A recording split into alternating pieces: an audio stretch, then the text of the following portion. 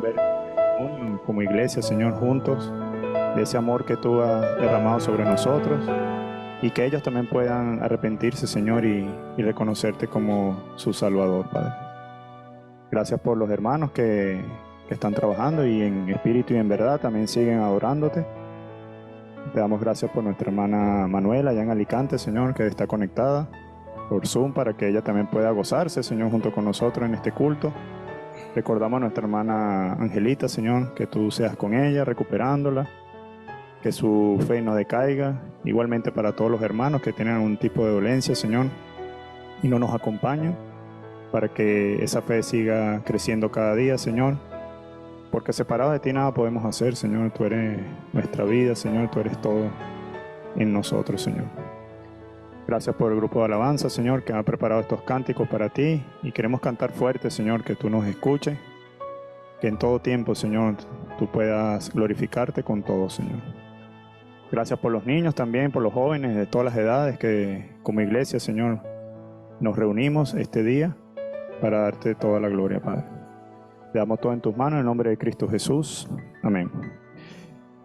Hermanos, iglesia, hermanas, vamos a ponernos de pie, vamos a cantar que el Señor es nuestro Dios. Amén.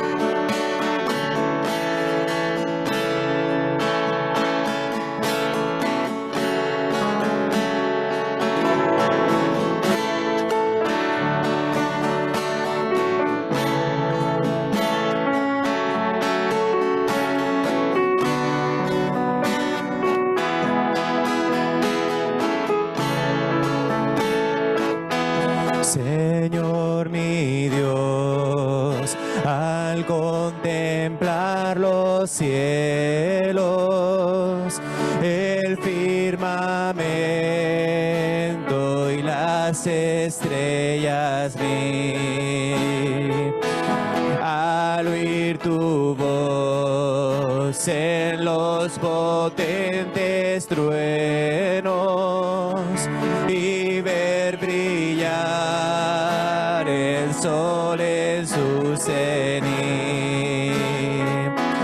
mi corazón entona esta canción. Cuán grande es Él, cuán grande es Él, mi corazón entona esta canción. Cuán grande es Él, cuán grande es Él.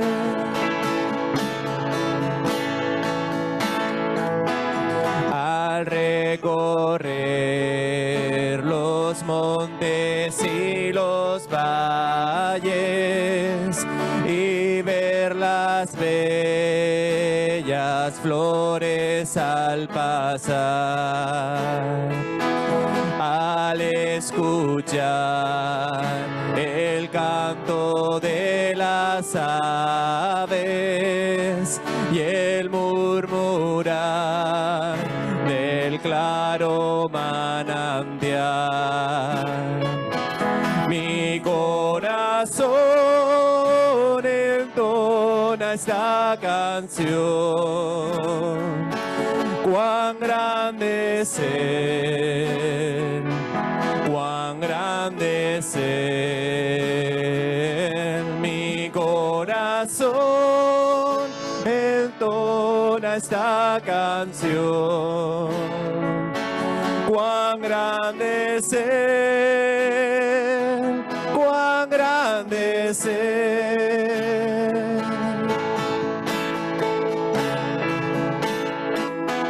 Cuando recuerdo del amor divino que desde el cielo al Salvador me envió, aquel Jesús que por salvarme vino y en una cruz sufrió por mí, murió.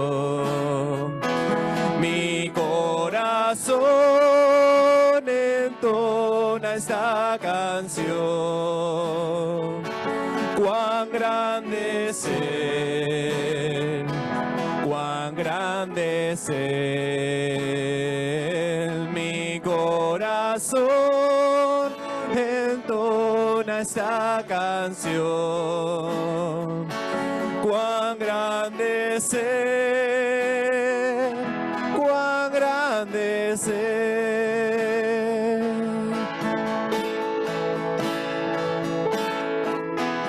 Cuando el Señor me llame a su presencia, al dulce hogar, al cielo de esplendor,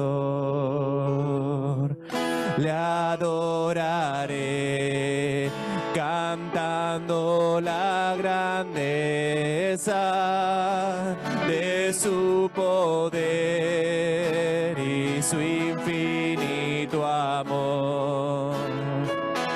Mi corazón entona esta canción. Cuán grande es Él, cuán grande es Él.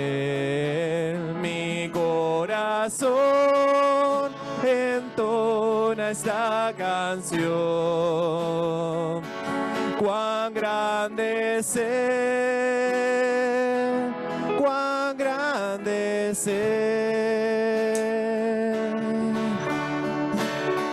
Hoy muchos niños, una bendición que a pesar de mucho gozo seguimos alabando a nuestro Dios, que a pesar de estos tiempos de calima, de mucho calor, la iglesia esté como esté, con muchos hermanos visitándonos, muchos amigos y amigas. Vamos a cantar junto con los niños, amén.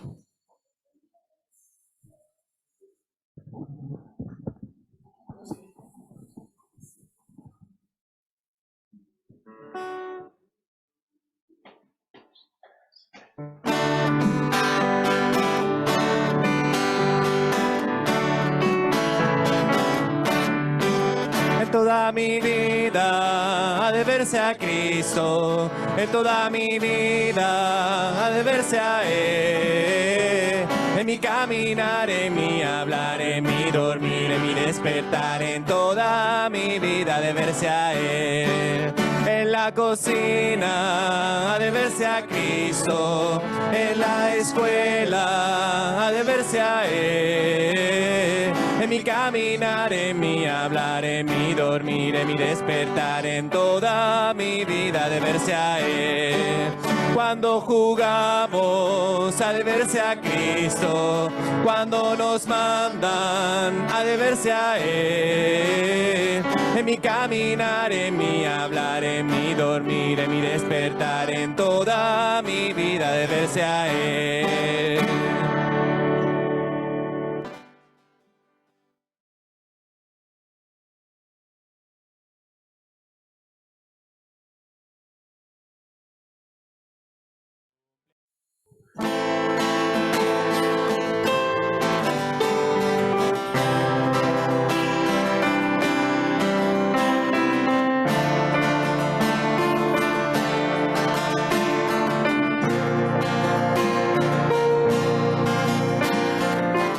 La creación testifica de tu majestad. Por lo bello del cielo, la tierra y el mar. Dulce es la fragancia de cada estación.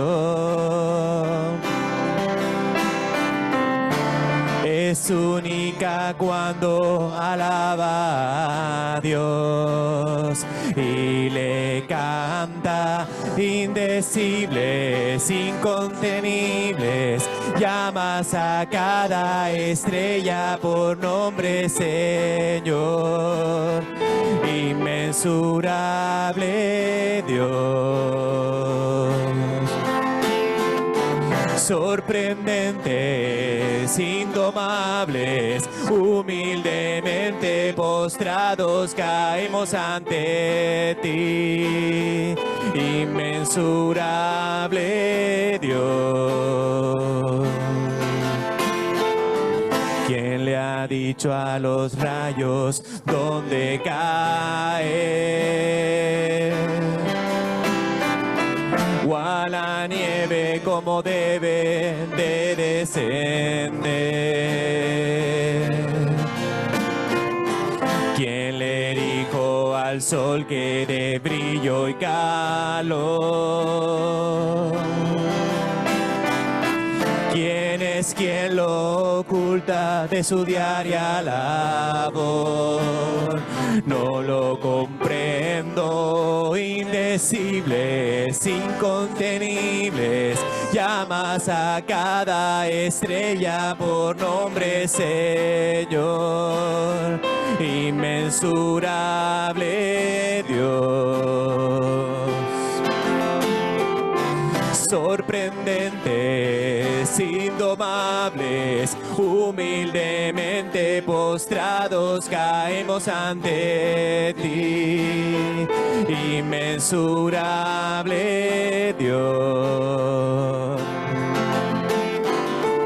¿Quién le dijo al sol que de brillo y calor? ¿Quién es quien lo oculta de su diaria labor? Indecibles, incontenibles, llamas a cada estrella por nombre, Señor, inmensurable Dios. Sorprendentes, indomables, humildemente postrados caemos ante ti, inmensurable Dios. Amado Dios Todopoderoso, queremos en este tiempo, Señor, pedirte, Señor, que seas tú guiándonos por medio de tu palabra, Señor. Gracias por nuestro hermano Jesús, Señor, que va a exponer tu palabra. Un instrumento más acá en la iglesia, Señor, para esa edificación y que podamos nosotros conocer de la verdad que eres tú, Señor. Nuestro Señor Jesucristo, que vino a este mundo para salvarnos, Señor, del pecado, y que esta palabra nos transforme en nuestra manera de pensar, nuestra manera de vivir, para que pueda impactar a otros, a nuestros amigos que nos rodean, nuestros compañeros de estudio, de trabajo, en todas las edades, Señor.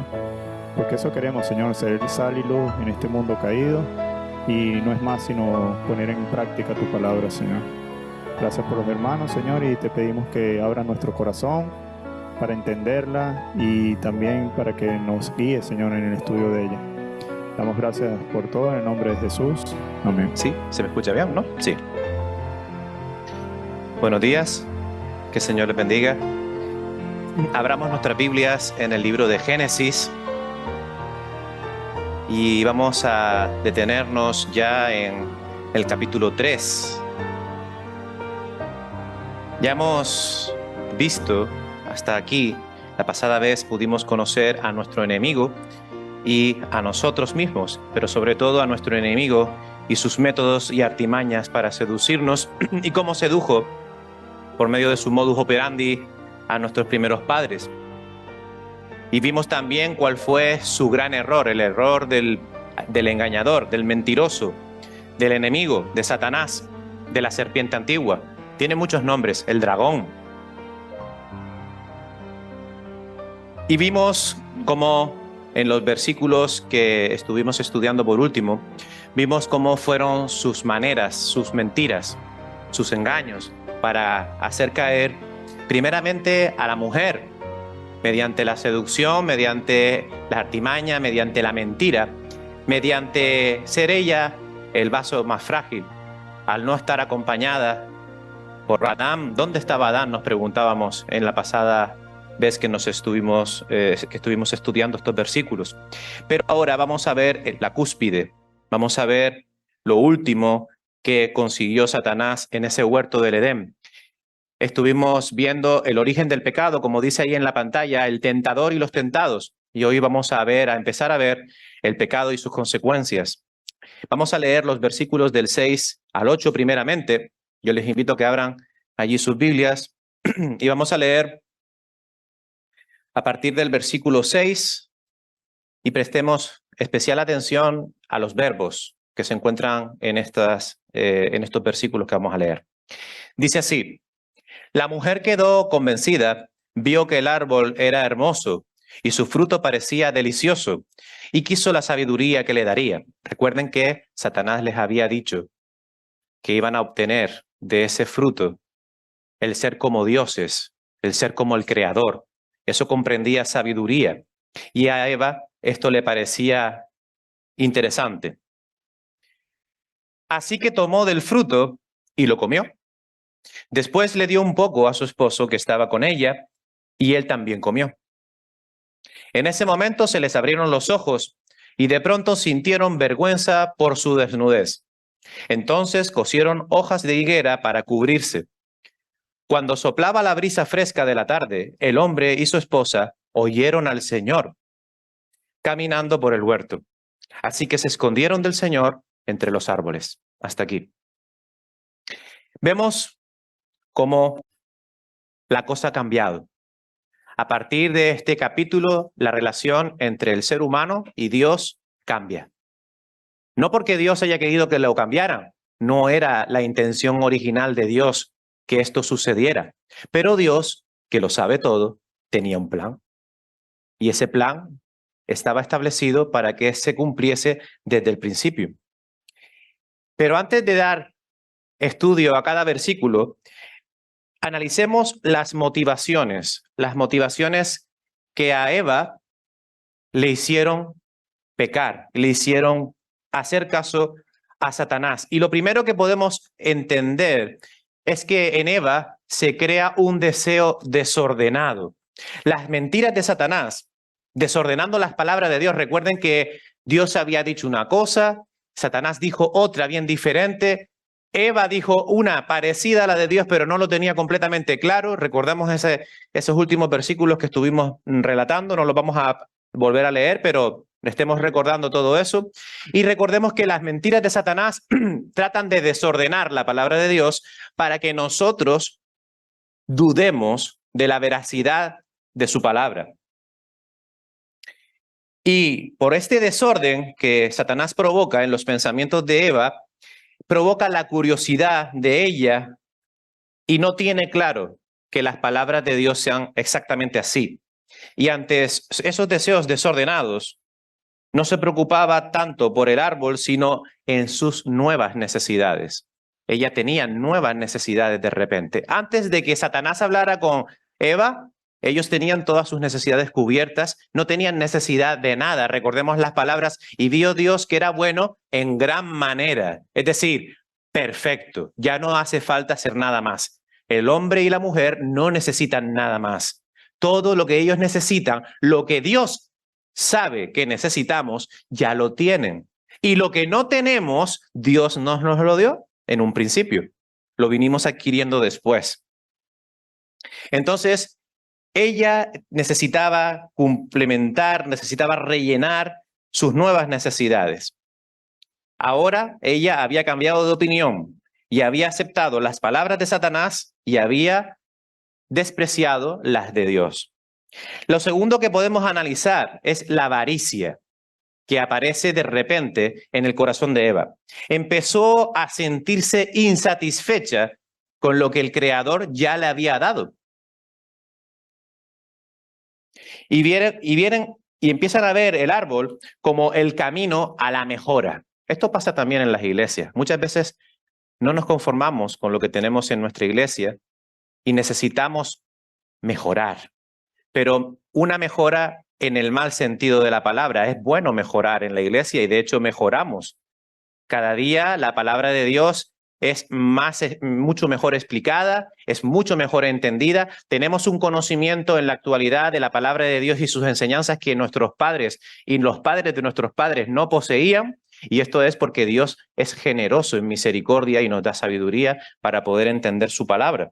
Pero no estamos hablando de esa mejora, estamos hablando de una mejora mundana, estamos hablando de una mejora material, de una mejora avara, egoísta. Una avaricia, una mejora que solo piensa en el individuo y no piensa en el colectivo, no piensa en la iglesia, no piensa en Dios. Prefiriendo el camino de Satanás, les ofrecía, esta avaricia les llevó a despreciar por completo todo lo bueno y maravilloso que el Creador les había dado. Fíjate por un momento, ¿cuánto podemos aplicar a nuestras vidas simplemente con esta pequeña reflexión acerca de las motivaciones que infundieron a Eva a pecar? Mira, cuando andamos rondando el pecado, solos, como Eva, y permitimos que Satanás nos hable al oído y diga lo que nos gusta oír y nos proponga lo que nos gusta hacer, nuestra carne se arrima y escucha. Empezamos a tener deseos desordenados, como Eva. Y cuando eso ocurre, ya no vamos alineados con Dios. Ya nos torcemos, nos inclinamos al mal, a la tentación, al pecado. Esto le pasó a Eva. Eva estaba por allí y qué casualidad, el árbol estaba cerca y Satanás aprovecha la oportunidad y aparece allí y le empieza a hablar. ¿Pero qué estaba haciendo Eva? No lo sabemos. En la palabra de Dios no explica si Eva estaba paseando en los contornos del huerto, no se sabe si estaba buscando alimento, no se sabe si estaba rondando el árbol porque le pareció atractivo en un principio. No sabemos esto. Esto no nos lo explica. Pero lo que sí nos explica es que ella ahora lo atesora en su corazón, atesora su fruto, atesora el fruto que eso le va a proporcionar, que el diablo ya le había dicho que serían abiertos sus ojos para adquirir una sabiduría y unas capacidades que los harían ser como Dios. Todo esto por esa avaricia que nos invade. Es una avaricia que tenemos en nuestro interior y que nos hace ir a un mal que no puede ser dominado sin la ayuda y el control de Dios. Y esto es una realidad. No podemos vivir alejados de Dios y soportar el pecado y soportar las tentaciones. Para vencer las tentaciones necesitamos estar apegados a Dios, a su palabra, a la oración. No podemos pretender ser cristianos, modelo, entrecomillado, si no estamos apegados a la palabra, al estudio de la palabra, al escudriño de las Santas Escrituras y a la oración continua, comunicación constante con nuestro Dios. Cuando nosotros empezamos a desear la tentación y nuestro ser interior, nuestra carne, intenta desalinearse con Dios, estamos demostrando que somos unos seres insatisfechos con Dios. Es decir, estamos siendo unos despreciantes de Dios. Muchas veces nos levantamos por las mañanas, hacemos nuestra vida cotidiana y en algún momento se nos cruza un pensamiento: si yo tuviera esto, mira, no tengo esto y aquel tiene eso, yo quiero tener aquello y lo demás allá, a mí me gustaría hacer esto, a mí me gustaría hacer lo otro. Y nos invade una serie de quereres, deseos, que muchas veces nos hacen despreciar lo bueno y maravilloso y benévolo que es Dios para con nosotros. Y esto empieza así. Empezarás a no estar satisfecho con las bendiciones que el Creador te ha dado y te llevará a despreciar lo bueno que es contigo. Y solamente hay que mirar alrededor para darte cuenta de lo bueno y maravilloso que es Dios contigo. Ahora mismo hay una guerra en Israel que ha empezado. Todos los ciudadanos vivían tranquilos en Israel y de repente llegó la guerra. Hay muchos niños que han muerto, hay muchas personas inocentes que han muerto, hay mucha guerra y mucho desastre en el mundo. Nosotros vivimos aquí en buena situación y muchas veces somos unos ingratos con Dios, no dándole gracias precisamente, por ejemplo, por no tener una guerra en España. Y eso es para darle las gracias a Dios. Sin embargo, no nos conformamos. Y luego intentamos convertirnos en nuestro propio Dios, porque hemos escuchado las mentiras de Satanás. Seréis como Dios, dijo él. Nadie te mandará Nadie te dirá lo que tienes que hacer. Nadie te dirá que no hagas aquello o no hagas lo otro. Serás tu propio superior. Serás como el creador. Nadie tiene que decirte lo que tienes que hacer. Nadie tiene que corregirte. Nadie tiene que decirte las cosas. Esas son las mentiras de Satanás. Sea autosuficiente y de esa manera dejamos que la carnalidad tome el control. ¿Y saben por qué? Porque estamos desproveyendo nuestro ser espiritual de su alimento principal, de su fuente de energía, que es la palabra de Dios. Lo estamos desaprovisionando. Quiero que busquen conmigo Romanos capítulo 8, versículo 6. Vamos a leer.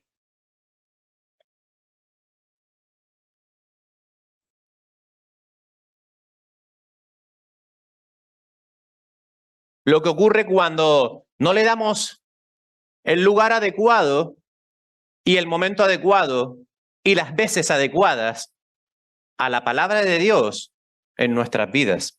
Dice Pablo, porque el ocuparse de la carne es muerte, pero el ocuparse del espíritu es vida y paz. Por cuanto los designios de la carne son enemistad contra Dios. Es decir, que si tú te ocupas de algo más que de la palabra de Dios en tu vida, si descuidas semanalmente la lectura de la palabra, si solo te limitas a abrir la Biblia cuando estás en la iglesia cada semana, los domingos, si te limitas solamente a las reuniones y a las actividades que la iglesia ofrece, que está muy bien y muy completo, porque dense en cuenta que tenemos culto de oración, estudio de la palabra en multitud de formas y variantes. Tenemos escuela dominical, tenemos reunión de jóvenes, tenemos reunión de varones, tenemos reunión de damas, y en todas estas reuniones hay palabra, hay oración, hay comunión, y es muy, muy completo, pero no es suficiente. No es suficiente. No podemos limitar nuestra vida cristiana a eso. Necesitamos más. Necesitamos más, porque cuando no lo estamos completando, esto es como la dieta mínima, ¿no? Como lo mínimo para vivir, para subsistir.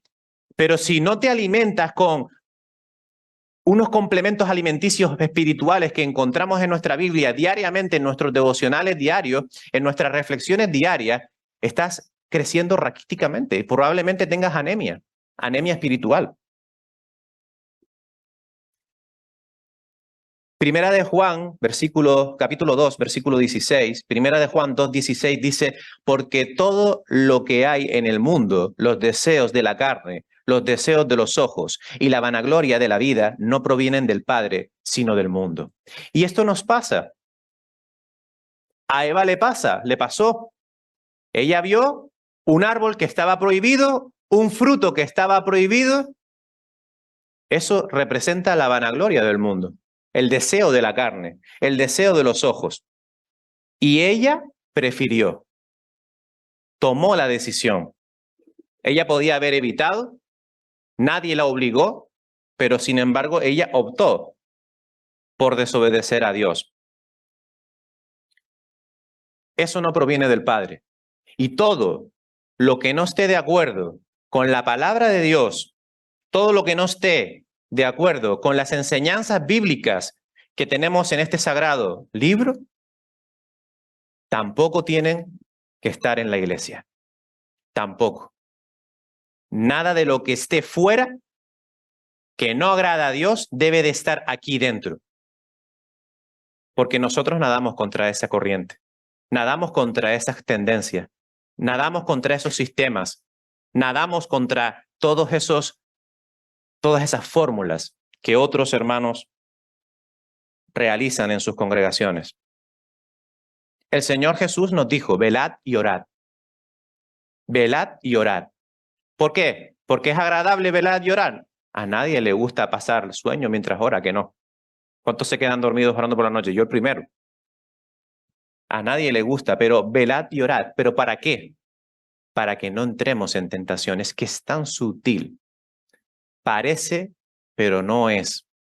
Parece de Dios, pero no es. Por eso insiste, velad y orad. Velad y orad. para que no entréis en tentación. El espíritu a la verdad está dispuesto, pero la carne no quiere. La carne es débil. Hay una guerra interna en nuestros cuerpos, en nuestros espíritus. Nuestra carne lucha contra nuestro espíritu. Romanos 7. ¿Quién lo puede leer? Romanos capítulo 7, para que no se duerman. El libro de Romanos capítulo 7, vamos a leer los versículos del 23 al 25. Nuestro hermano Franklin va a leer esos pasajes. Romanos 7, del 23 al 25.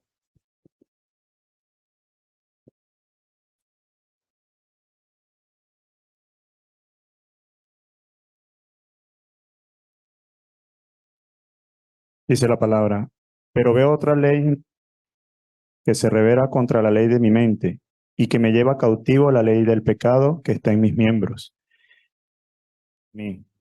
¿Quién me librará de este cuerpo de muerte?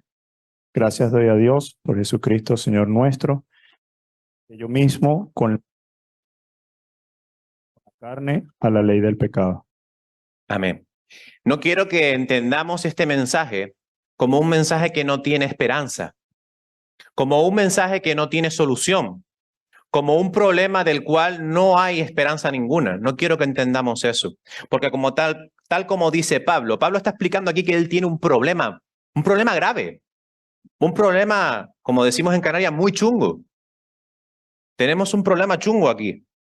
Él está diciendo que a él le está pasando algo, que es que él está luchando dentro de sí entre lo que quiere hacer para Dios y entre lo que su cuerpo, su carnalidad, su concupiscencia, sus deseos carnales desordenados le están diciendo que hagan por otro lado.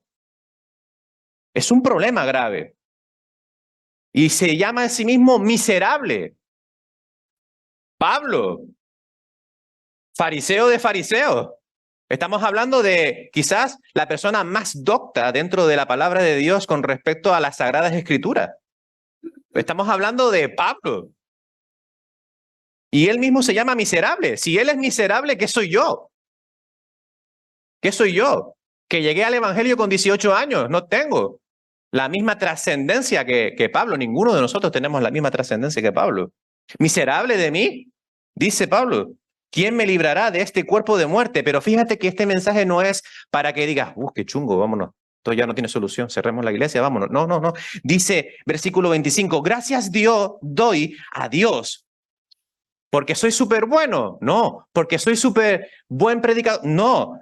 Por Jesucristo, Señor nuestro. Porque Jesús es la esperanza. Y es la esperanza que hoy vamos a ver que aparece por primera vez en este relato de Génesis. Y empezamos con el versículo 6. Fíjate en los verbos, como te dije al principio. Dice que Eva vio. Luego dice que tomó. Y luego dice que comió. Son tres verbos de acción simple y nos dice que nadie la obligó. Fue ella quien lo hizo. No vino Satanás y le dijo, toma la manzana, ¡plá! Que no es manzana, es fruto. Vale, no sabemos qué fruto era. No le dijo, venga, y a la fuerza la hizo, no.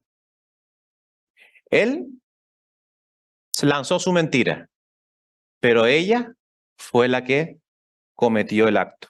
El pecado entra por la tentación. Y como dice Santiago, ya lo hemos leído en la última ocasión, Santiago 1 del 14 al 16, si no lo tienes, apúntalo. Santiago 1 del 14 al 16 nos dice que cada uno de nosotros estamos atraídos conforme a nuestros propios deseos carnales. Es decir, yo tengo unos deseos a los cuales soy más atraído que quizá mi esposa Ruth, que tiene otros deseos a los cuales ella es atraída. Pero ambos somos atraídos hacia el pecado por nuestra propia concupiscencia, por nuestros propios deseos carnales. Y Satanás sabe cuáles son esos deseos carnales, los tuyos, los míos, los del otro. Y sabe cómo actuar. Eva vio el árbol y lo codició. Y así empezó a deslizarse en lo que se llama el tobogán del pecado. ¿Ustedes han ido a algún parque acuático y se han lanzado por un tobogán? A que una vez que empiezas ya no puedes parar hasta que llegues. Es muy difícil frenar eso. Entre el agua, la velocidad, el que viene detrás, no. Entre todo eso es muy difícil pararse en un tobogán. A lo mejor alguno muy osadamente puede frenar un poco ahí, pero es cuestión de tiempo que las fuerzas te fallan y te deslizas, pues el pecado es así. Una vez que empiezas, ya no paras hasta llegar abajo. Y esto fue lo que le pasó a Eva, y esto es lo que nos pasa a nosotros también. Es un acto totalmente voluntario. Yo decido tirarme por el tobogán. Satanás solo te dice, mira qué divertido, pero no te cuenta que al final hay un precipicio. Pues esto es igual. Eva podía haber salido de allí corriendo. Ella podía haber dicho, igual que José, ¿se acuerdan? José y la esposa de Potifar. Ella podría haber cogido y camino y echarse a correr, pero ella decidió quedarse allí. Satanás no le puso una cadena y le dijo, ven aquí que te voy a... No, no, no, no. Él le dijo, ella se quedó. Ella se quedó.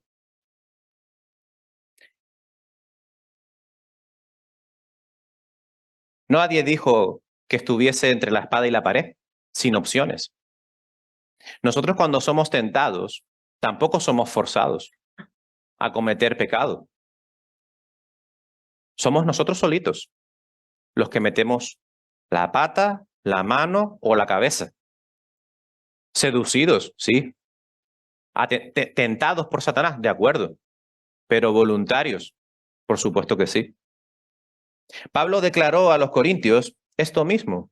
Busquen 1 de Corintios capítulo 10, versículo 13. Pablo nos declara precisamente esto, que no somos obligados a pecar. No podemos echarle la culpa a Satanás del pecado original. No podemos echarle la culpa a Satanás de nuestros propios pecados. Pablo dice que no nos ha sobrevenido ninguna tentación que no sea humana, pero fiel es Dios que no os dejará ser tentados más allá de lo que podáis resistir, sino que dará también juntamente con la tentación la salida para que podáis soportar. Es decir, estamos, por poner un ejemplo, en el foso de los leones, con todas las fieras delante, y Dios nos abre una puerta y te dice, corre. Ahora, si tú te quedas, ya sabes el final. Pero si corres, te escapas. Entonces hay una salida, hay una puerta, hay una alternativa. Nada de lo que no podamos resistir. Si nos quedamos, es porque queremos. Si pecamos, es porque queremos. Es nuestra debilidad. Es nuestra debilidad. Eva no era diferente tampoco. Pero no se trata de cargar todo el peso del pecado original en ella. ¿Dónde estaba Adán en ese momento en el que su ayuda idónea, el vaso más frágil, estaba sola con el tentador? ¿Dónde estaba Adán? ¿Dónde estaba el responsable? Porque ¿saben que el marido es el responsable? ¿Saben que el marido es el que tiene que dar cuenta de su familia? ¿No lo saben? Seguramente si hubiesen estado juntos, la historia se hubiese escrito diferente. Pero Dios tiene el control. Y Dios dejó que eso pasase porque tiene el control y porque tiene un plan. Romanos 8:28 dice, y sabemos que a los que aman a Dios, esto es, a los que conforme a sus propósitos son llamados. Por lo tanto, Dios tiene el control. Y dice el versículo 31 que pues diremos esto, si Dios es con nosotros, ¿quién contra nosotros? Por lo tanto, Dios tenía el control y Dios siempre va a tener el control. Y vemos como el camino es un tobogán. Los dos, no ella, los dos comen del fruto. Y automáticamente la inocencia observada en el capítulo 2, versículo 25, vamos al capítulo 2, versículo 25, vamos a leer en qué estado se encuentran antes de esto. Dice, y estaban ambos desnudos, Adán y su mujer, y no se avergonzaban. No se avergonzaban, pero ahora sí se avergüenzan.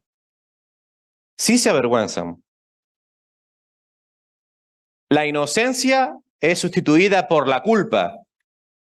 La vergüenza de verse en esa situación pecaminosa, deshonrosa. Y desde entonces los seres humanos hemos tenido que lidiar apoyarnos en nuestra propia conciencia para distinguir entre el bien y esa nueva capacidad que hemos adquirido de ver y conocer el mal. Dice el versículo 7 del capítulo 3 que sus ojos fueron abiertos. No se trata de sus ojos físicos, eso lo sabemos todos, sino los ojos de su conciencia. Ahora comprendieron, tarde se ha dicho de paso, la locura que acababan de cometer. Y esa es la vergüenza que están sintiendo ahora mismo. No porque se viesen desnudos físicamente, sino por la vergüenza que habían caído, que han cometido una gran locura. Vieron la felicidad de la que habían caído. Dice el texto que descubrieron que estaban desnudos, pero no solo físicamente, sino que también desnudos, despojados de sus honores, desarmados de su defensa, avergonzados frente a la desobediencia que acababan de cometer. Perdidos, sin la comunión de Dios, deshonrados y conocedores de que Satanás les mintió. ¿Nunca le has pasado eso? Cuando el pecado llega a tu vida, tú lo aceptas, pecas y de repente no te invade. Hablo a los cristianos. Si hay alguien aquí que no sea del Señor, seguramente a lo mejor no habrá sentido esto, porque esto solo se siente cuando el Espíritu Santo mora en ti. Y cuando pecas, no te da una sensación de amargura en el fondo del estómago y se te baja hasta la tensión. Algunos se ríen porque es que muchos sentimos esto. Pues ellos se sentían así. Se sentían mentidos, se sentían defraudados, estafados. Sus ojos fueron abiertos, sí, pero no de la manera en la que ellos creían. No en la manera en la que Satanás les estaba diciendo. Muy lejos de esa realidad. Fueron abiertos para vergüenza. Fueron abiertos para muerte. Porque Romanos dice que cuando estábamos en el mundo, estábamos muertos. Y que esa condena solo se puede evitar por medio de Jesucristo, pero no lo vamos a ver ahora, un poquito más adelante. Luego daré esa cita, para que no vean que solo es negro, sino que hay esperanza. No se amarguen, hay esperanza. Y ahora vemos algo que estudiado da mucha tristeza, de verdad. Vemos el miserable recurso que utilizan para apalear, para aliviar, para tapar esa realidad en sus nuevas vidas. Esa suciedad en la cual ahora se ven envueltos, este pecado los hace sentirse sucios y tienen que taparlo como bien pueden. Y dice la Biblia que tejieron delantales con hojas de higuera. Fíjate que nosotros no somos diferentes. A veces vemos esta situación y si la estudiamos decimos, qué ilusos eran Adán y Eva, ¿no? Que se quisieron esconder de esa manera y no pudieron. Pero nosotros no estamos muy lejos de esa realidad. Cuando nosotros pecamos, hacemos esta realidad también en nuestras vidas. Fíjate que no somos diferentes. Todos intentamos disimular el pecado. Todos intentamos disimular en vez de pedirle perdón a Dios. Todos intentamos esconder la vergüenza para salvaguardar nuestra reputación quizás, para que no nos diga nadie nada, para poder seguir retosando en el lodo. Y utilizamos fórmulas vanas y frívolas, actos que no se esconden de la palabra de Dios, que no se esconden del propio Dios. Hebreos 4:13, ¿algún hermano lo puede buscar y leer? Hebreos capítulo 4, versículo 13. Muy conocido este pasaje.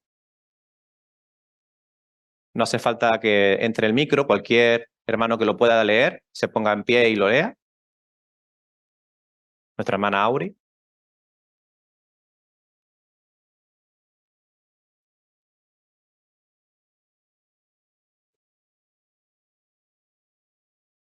No tenemos excusa. No tenemos cómo esconder el pecado. No tenemos cómo taparlo, ni cómo aliviar las consecuencias.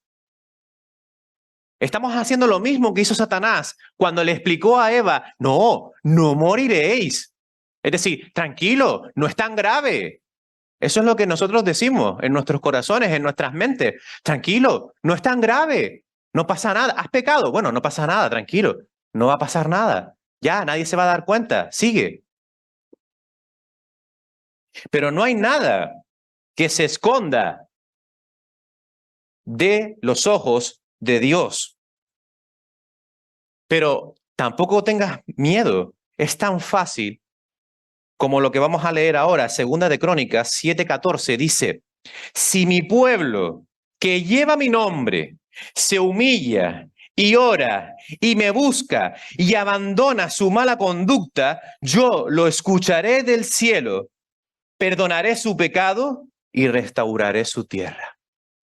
Es tan fácil como humillarte delante de Dios, no delante de hombres, delante de Dios y pedirle perdón a Dios.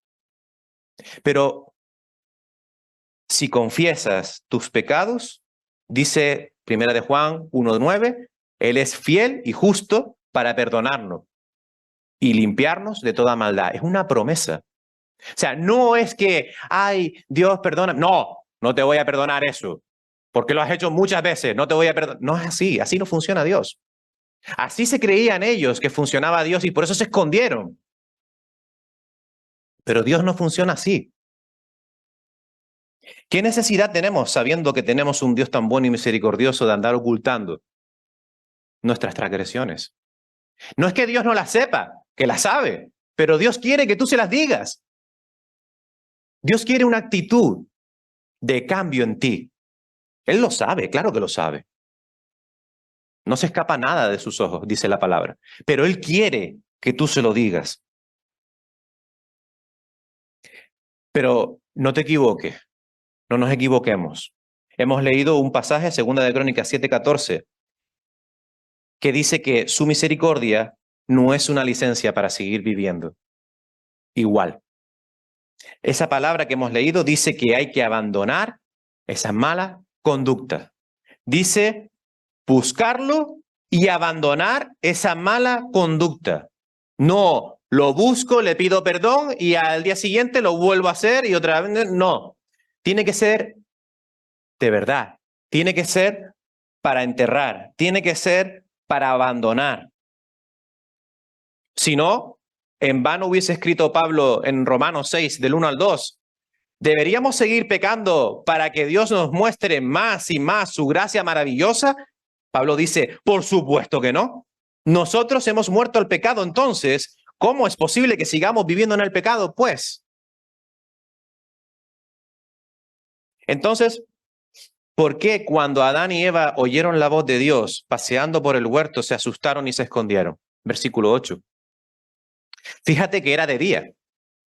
La palabra dice que el Señor se estaba paseando en la mañana por el huerto, no era de noche. Dios no tenía la intención de estar escondido, agazapado debajo de un arbusto y cuando pasaran Adán y Eva ¡ra! Y saltarles, no. No tenía esa intención de asustar, no tenía la intención de ir con todo su fuego consumidor contra ellos. Fíjate que Dios ya sabía, aparte, todo lo que había pasado. Dios viene a confrontarlos, a enseñarlos, a castigarlos, lógicamente, pero también a restaurarlos y a salvarlos. A confrontarlos porque Dios y el pecado son como el aceite y el agua. Son como los polos opuestos. No son compatibles, no pueden coexistir. Debemos de entender, y se lo digo sobre todo a los jóvenes, pero también a muchos adultos les pasa, que no se puede ser cristiano solo en la iglesia y en la calle soy otra persona. No se puede jugar con Dios. No se puede jugar con izquierda y derecha. No se puede ser de centro en este caso. Dice Apocalipsis 3, versículos 15 y 16. Yo sé todo lo que haces. Dios sabe que no eres ni frío ni caliente. Y ahora expresa en forma de admiración, cómo quisiera que fueras lo uno o lo otro, frío o caliente. Pero ya que eres tibio y no frío ni caliente, la Nueva Traducción Viviente dice, te escupiré de mi boca. Otras versiones dicen vomitar, pero el original real es escupir. Y les explico por qué. El origen griego traduce este verbo como escupir, haciendo alusión a las aguas tibias y sucias que corrían por los acueductos subterráneos de la ciudad de Laodicea. Esta palabra en Apocalipsis está hablando a la iglesia de Laodicea. Y como esa agua era sucia y tibia, los visitantes que no estaban acostumbrados a beberla, cuando llegaban a sus aguas y la bebían, automáticamente las escupían. Porque cuando se tiene sed, lo peor que puedes hacer es beber agua tibia. Normalmente no es agradable. Crea repugnancia porque no calma la sed. Así es como Dios trata al que es tibio. Te escupiré de mi boca. Es que no te puedo ni tragar, es que no te puedo ni mantener en la boca. Así es como nos trataría. Gracias a Dios que no quiere hacer eso. Como les decía, Dios no viene a castigarlos, a destruirlos, a ensañarse, a airearse contra ellos, no. Dios viene a enseñarlos y a castigarlos, porque como dice la palabra de Dios, el Señor disciplina, es decir, enseña a los que ama y castiga a todo aquel que recibe como hijo. Entonces, si un padre a un hijo no lo destruye, sino que lo enseña, lo reprende, lo castiga, ¿o cuántos no le quitan la play a sus hijos cuando se portan mal? Ahí las miradas hablan. Hebreos 12, 6, 7 dice esto: pues el Señor disciplina a los que ama y castiga a todo aquel que recibe como hijo. Y no solo viene a enseñarlos y a castigarlos, porque obviamente hubo un castigo, sino que también viene a restaurarlos, a salvarlos, porque eso es lo que vino a hacer el Señor Jesús. Eso es lo que Génesis 3:15 explica. Ya desde ese libro nos están explicando que Jesús vino para deshacer todas las obras de maldad de Satanás. El Hijo del Hombre vino a buscar y a salvar lo que se había perdido, lo que se había torcido, lo que se había desviado, lo que se había salido del cauce. A nosotros.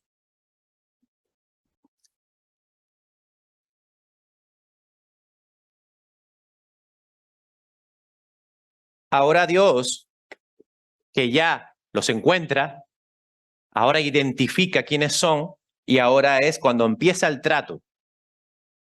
Como dijimos, no está buscando airearse contra Adán y Eva, está buscando restaurarlos. Pero el ser humano no responde en este contexto. Nunca contestamos en este contexto. Cuando pecas, ¿qué sueles hacer? Lo hemos dicho, escondemos, tapamos, maquillamos. No he hecho nada, aquí no ha pasado nada, no miren, esto no, nada. Eso es lo que es el contexto en el que el ser humano siempre actúa cuando pecamos, pero no es lo que Dios quiere. Y actuamos así por la confusión, actuamos así por la ignorancia, por la culpa, por el temor. Y nos comportamos como furtivos, huyendo de Dios, cuando nadie puede huir de la presencia de Dios. Dice el Salmo 139, 12, pero ni siquiera en la oscuridad puedo esconderme de ti. No podemos escondernos de Dios. Dios llama a Adán. Y fíjate que no llama a los dos. Lo llama a él. Lo llama a él, al cabeza de familia, al responsable. Y como les decía, esto está basado en el contexto que Pablo enseña en Efesios capítulo 5. Ahí es cuando vemos la conducta del esposo y la esposa, y ahí es donde se nos enseña que el esposo es como Cristo, y como es como Cristo, prepara a su novia para la presencia de Dios y la prepara como limpia, sin mancha, intachable, etcétera, etcétera. Por lo tanto, igual que Dios es el responsable de la iglesia, el marido, el esposo, es el responsable de la familia. Y en ese contexto, Dios lo llama a él y le dice, ¿dónde estás tú? No porque no supiese en qué arbusto estaba escondido, no, sino en un contexto donde le estaba preguntando, ¿en qué condición te encuentras? ¿Qué te ha pasado? Dicho coloquialmente, ¿qué ha pasado? Simplemente Dios está dando la oportunidad a Adán para que venga de entrada humillado y arrepentido. Pero no contestó así. Dijo, tenía miedo. Te escuché en el huerto y tenía miedo y me escondí. Preguntamos, ¿por qué tenía miedo? ¿Y de qué tenía miedo? Si Dios nunca les ha hecho daño. Tú puedes tener miedo de algo que, ¿verdad? Yo sé que el fuego quema porque me he quemado. Dile a un niño pequeño que nunca se ha quemado que no toque un fuego. Vas a ver cómo toca el fuego. Entonces, tú sabes que algo es malo cuando eres consciente de que tú eres malo. ¿Y cómo saben que ellos son malos? Porque saben que han pecado, porque han sido abiertos sus ojos. Entonces, seguramente Adán pensaría que la ira de Dios iba a ser ejecutada, su fuerza y su poder para exterminarlo. Adán tenía miedo a la muerte, porque Dios les había dicho, ciertamente moriréis. Y Adán recuerda esto y por eso se esconde y tiene miedo a la muerte. Pero lejos de pedirle perdón a Dios, pone excusas. Y aunque ciertamente reconoce que ha pecado porque dice que se encontraba desnudo y tuvo miedo, reconoce que ha tomado del fruto prohibido, sigue poniendo excusas. Y eso nos lleva a Dios tomando declaraciones como si fuese un juez, porque realmente es así. ¿Quién te dijo que estabas desnudo? ¿Quién te ha hecho esa revelación? ¿Acaso has comido del fruto que te dije que no comieras? Adán no le dice, sí, Señor, he comido, perdóname, lo siento. La cosa hubiese sido muy diferente. Adán, ¿qué dijo? La mujer que me diste. Ella fue. Es una manera miserable culpar a los demás de nuestras propias responsabilidades. Pero no se queda ahí. O sea, no simplemente dijo la mujer que me diste. En otras palabras, tu culpa. Fuerte. Nos reímos porque sabemos, pero es fuerte. Es fuerte. Y nosotros hacemos lo mismo. ¿Por qué me ha pasado esto, Dios mío? Es tu culpa. Se lo decimos. Es tu culpa. Tú has permitido que yo esté así, Dios. La mujer le echa las culpas al propio Dios, diciéndole que está equivocado por haberle dado a Eva de compañera, ya que ella fue la que se dejó seducir por la serpiente. A nosotros nos ocurre alguna vez echarle la culpa a Dios. Pero mira, ¿saben qué demostramos cuando le echamos la culpa a Dios? Que somos unos neófitos. Que somos unos incultos de la palabra de Dios. Una vez, antes, al principio del estudio, yo dije que no tenemos derechos. No tenemos derechos. Somos criaturas caídas. Somos trapos de inmundicia, dice Isaías 64. No tenemos derecho ni a la vida. Solo tenemos derecho a una cosa, a la ira de Dios. A la ira de Dios. Adán le echa la culpa a Eva y ahora Eva le echa la culpa a la serpiente, a Satanás. La serpiente me engañó y comí. Y ahora, ya tomadas las declaraciones, ahora Dios dicta las sentencias. Esta es la última pantalla ya y estamos acabando. Dios decreta su sentencia ante el pecado. Des en cuenta de que Dios está juzgando el pecado. En primer lugar, se va a la serpiente, a la física, porque recordemos que Satanás utiliza o posee el cuerpo de la serpiente para poder trabajar con Adán y con Eva para poder engañarlos. Pues a esa serpiente le da una maldición especial. Fíjate que el ganado y el resto de la creación quedaron bajo maldición como resultado del pecado, pero a la serpiente en concreto, en particular, le fue hecha una maldición singular. Le dijo que a partir de ahora se arrastraría. Eso nos da a entender que esta serpiente original tenía patas, caminaba. Pero no, ahora se va a arrastrar como símbolo de todo lo que es odioso, bajo y rastrero, repugnante y marcado como infame, evitadas por los hombres. ¿Cuántas veces más? Seguro que Mari Carmen me puede decir que cuántas veces has caminado por el campo de Galicia y te has encontrado una culebra. ¿Cuál es la reacción? ¿No? Saltas. No la quieres ver. La evitamos. Para que se crease un símbolo con respecto al pecado. La serpiente sería ese símbolo. De hecho, Apocalipsis la sigue nombrando, la serpiente antigua. Después de maldecir a la serpiente física, ahora Dios se dirige a la serpiente espiritual. Se vuelve hacia Satanás y le lanza la primera profecía escrita en la Biblia. Le lanza una maldición, que es la profecía por la cual se basa toda la Biblia. Le dice que será pisoteado por el Hijo del Hombre, por la simiente de la mujer. Le dice que llegará un día cuando vendrá y acabará su reinado de terror, de maldad y de muerte. Le habla acerca de la derrota frente al Hijo de Dios, quien vendría en forma humana del linaje de Adán. Vemos como en las genealogías de los evangelios se nos nombra incluso hasta Adán. Y eso es para demostrar que la simiente prometida en Génesis 3:15 es Jesucristo. Y vemos que vendría para pisarle la cabeza, dando a entender que es un golpe mortal. Un golpe en la cabeza, ¿cuántos lo saben? Ten cuidado con el niño en la cabeza, que si tal, que si cual. Un rebalón en la ducha, golpe en la cabeza, se acabó el problema. La cabeza es como un golpe mortal y eso es lo que da a entender Dios cuando le dice que va a ser eliminado. Pero también menciona lo que le va a pasar a Cristo. Tú le morderás en el calcañar, en el talón, y él te herirá en la cabeza. Y así fue. Jesús venció. Jesús venció a la muerte, al pecado y a Satanás, con su vida, ministerio, muerte y resurrección. Para esto vino Jesús al mundo. Para esto se prometió la simiente de la mujer, para deshacer las obras del diablo. Primera de Juan 3:8. Y por último, todavía me queda el hombre. Ahora sigue con la mujer. Ya termina con Satanás y ahora sigue con la mujer. Y la marca, también le hace una marca a la mujer.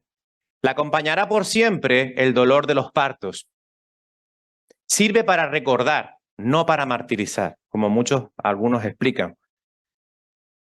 El dolor de los partos sirve para recordar que el pecado entró con dolor, entró con confusión, entró con muerte.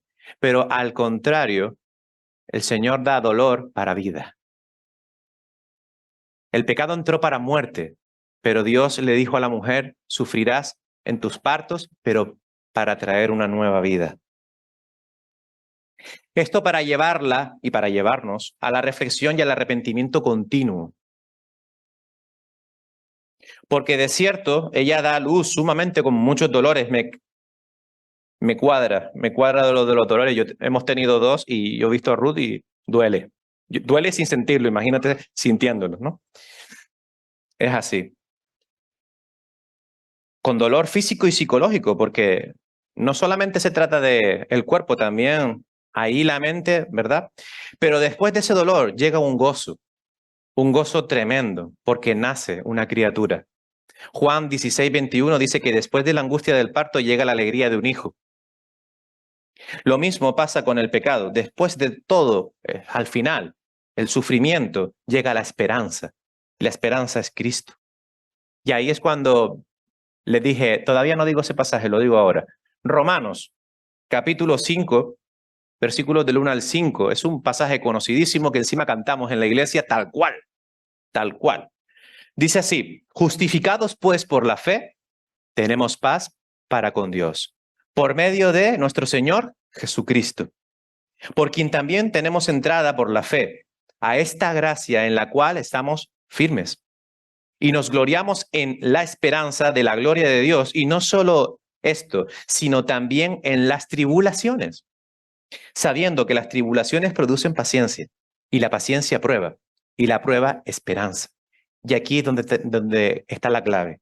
Y la esperanza no avergüenza. porque el amor de Dios ha sido derramado en nuestros corazones por el Espíritu Santo que nos fue dado. ¿Qué ha hecho Dios desde el principio sino preocuparse por nosotros?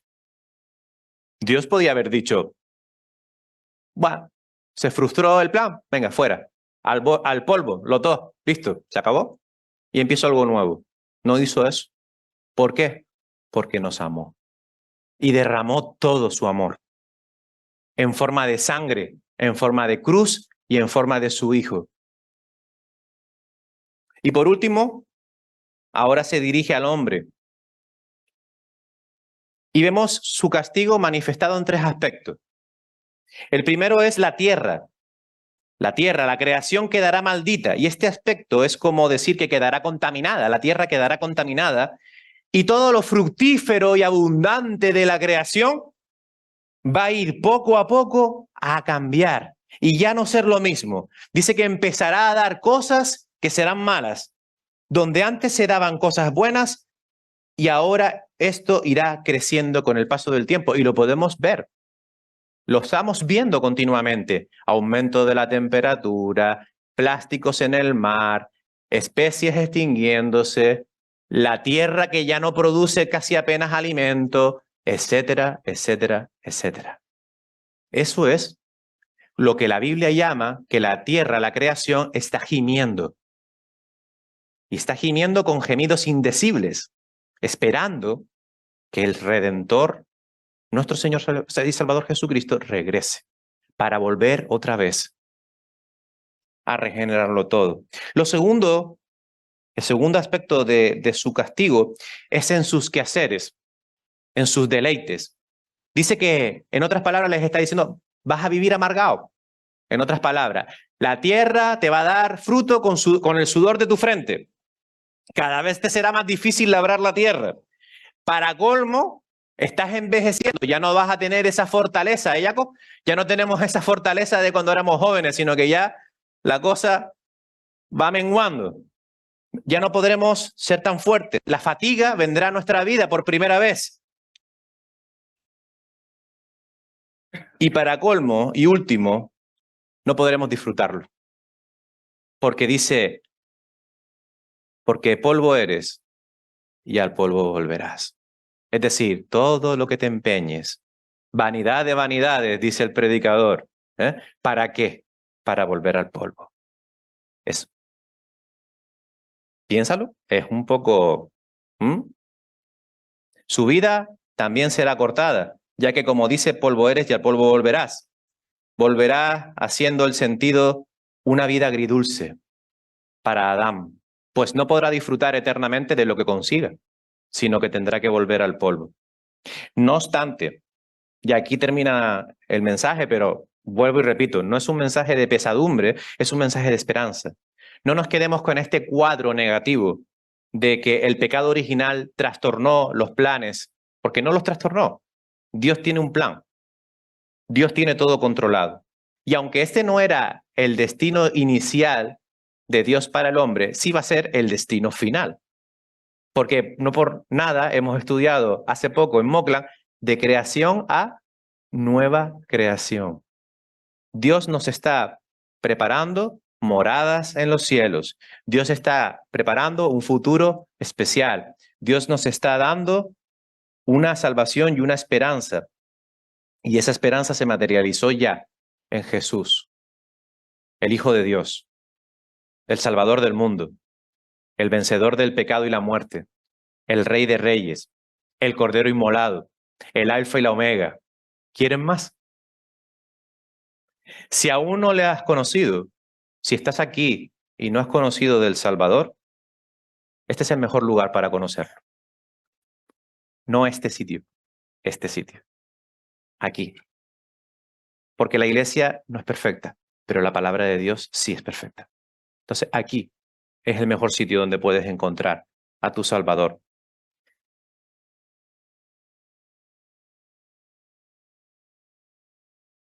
Recuerda que igual que como Adán y Eva pecaron, desobedecieron y se separaron de Dios, así también estamos o estuvimos nosotros. Y tenemos un precioso regalo, vigente hoy. Es como las ofertas, todavía está vigente hoy. Tienes, no sé cuánto tiempo vendrá el Señor, pero tienes un tiempo limitado para agarrarte a esta oferta. La gracia, que no debemos menospreciar, al igual que Adán y Eva despreciaron el estado inicial en el que se encontraban en Edén. No seas tibio, si eres cristiano. No seas tibio como la Odisea. Sé caliente, sé fervoroso de Dios. Búscalo, estudia, ora, sirve. No te quedes calentando el banco. Trabaja para el Señor. Somos siervos. Trabajemos para el Señor. Oramos.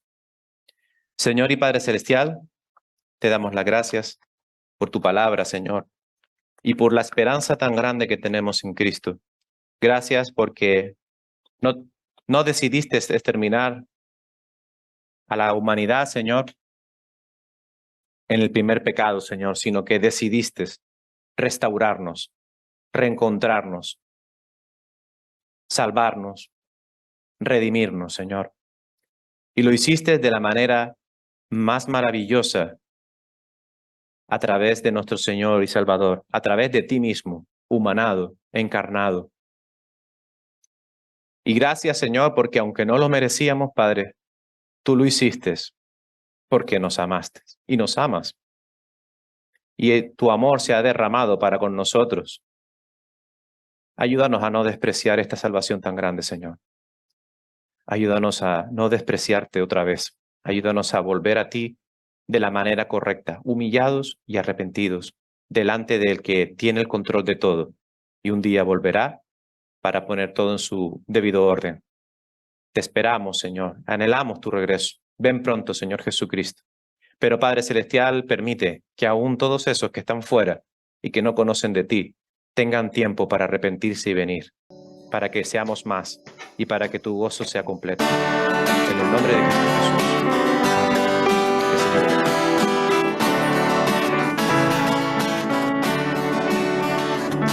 Victoria, la victoria mía es.